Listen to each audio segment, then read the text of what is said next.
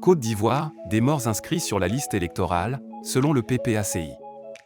Le parti de Laurent Gbagbo a dénoncé mardi des irrégularités sur la liste électorale, dont l'ex-président ivoirien est radié, comme l'inscription d'enfants ou de personnes décédées, à 4 mois des élections municipales et régionales.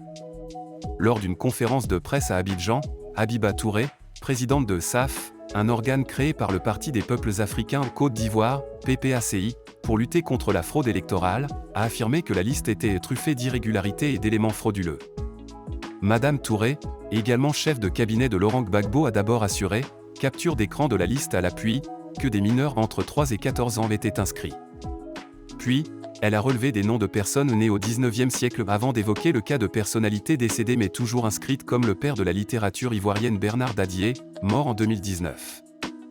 Enfin, Madame Touré a déploré le fait que plusieurs personnes condamnées pour des crimes, et donc supposément déchues de leurs droits civiques et politiques, sont toujours inscrites sur la liste électorale. Selon elle, ces cas décrédibilisent totalement la Commission électorale indépendante, CEI, qui apparaît comme un outil pour éliminer des adversaires politiques, plutôt que comme une autorité administrative indépendante.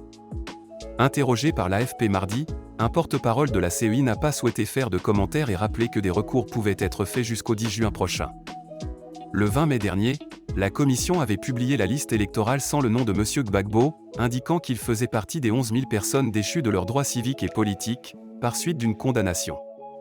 Si M. Gbagbo a été acquitté par la justice internationale de crimes contre l'humanité commis lors de la sanglante crise post-électorale de 2010 à 2011, il reste sous le coup d'une condamnation à 20 ans de prison en Côte d'Ivoire pour le braquage de la Banque centrale des États d'Afrique de l'Ouest, BCEAO, en 2011. Cette condamnation, prononcée en 2018 alors qu'il était emprisonné à La Haye, avait entraîné la déchéance de ses droits civiques et politiques et donc sa radiation des listes électorales. Le PPACI a affirmé dimanche qu'il se donnerait tous les moyens légaux pour l'inscrire.